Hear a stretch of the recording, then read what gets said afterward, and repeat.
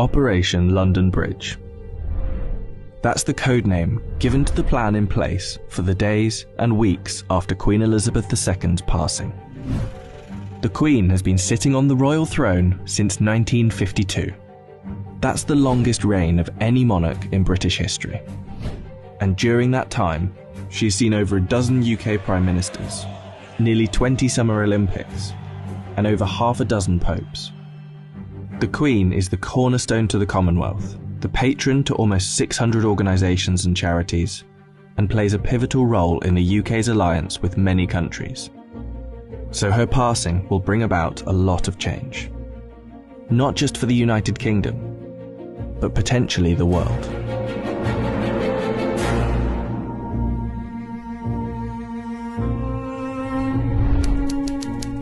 Her private secretary, the Right Honourable Edward Young, will immediately pass a message on to the acting Prime Minister at the time. That message will likely read, "London Bridge is down."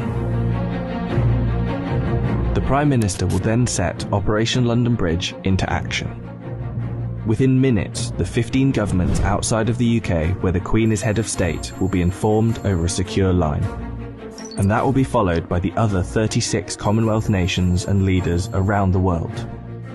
The gates of Buckingham Palace will then dawn a black-edged notice of the news. At the same time, a newsflash will alert media around the world. Every media outlet is prepared for the news. Every radio station has a network of lights that will flash to indicate a national catastrophe such as this. All BBC shows will stop and proceed to run a feed dedicated to the news. Newsreaders will change into the black suits and clothing that is on hand at all times in the news studio, and the traditional red BBC News branding will turn black.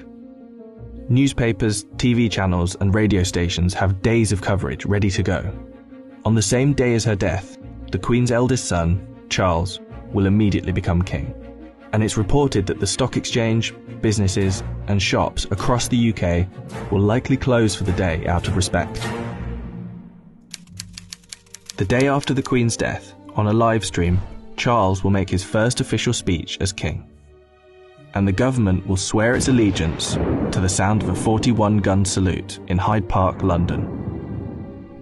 After that, King Charles, if this is the name he so chooses, will set off on a UK tour, visiting the leaders of government in the capitals of each country, Edinburgh, Belfast and Cardiff, before returning to London.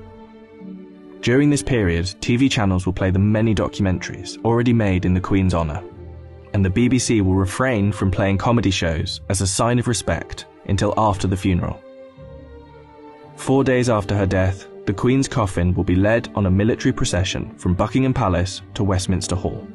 Here she will lie in state over the next 4 days, and after which King Charles, family and dignitaries will pay their respects. Then the doors will open to likely hundreds of thousands of people queued up outside.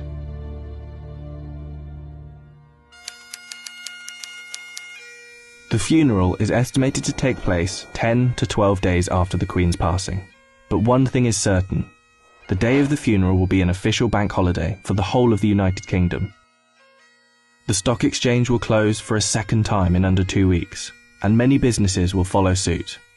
At 11 AM sharp, the bells of Big Ben will chime, the country will fall silent, and the coffin will be brought inside Westminster Abbey, where 2,000 specially invited guests will bow their heads in prayer. After the service, the coffin will be taken to Windsor Castle, and then finally to St George's Chapel, where Queen Elizabeth II will likely be laid to rest next to her father, King George VI. Likely within a year after the funeral, an official coronation for King Charles will take place on yet another bank holiday.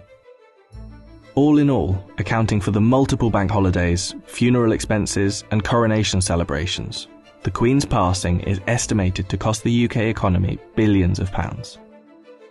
In addition, hundreds of changes will happen across the UK in the months to come. New British currency will be printed with the King's portrait, and the Queen's currency will slowly be removed from use.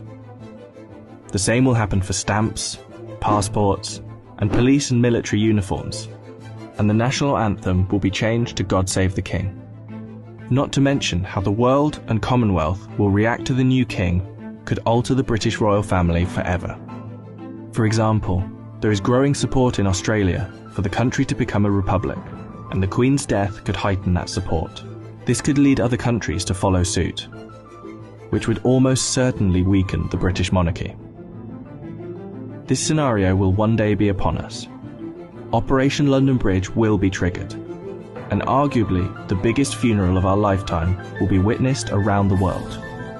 This will be the end of an era.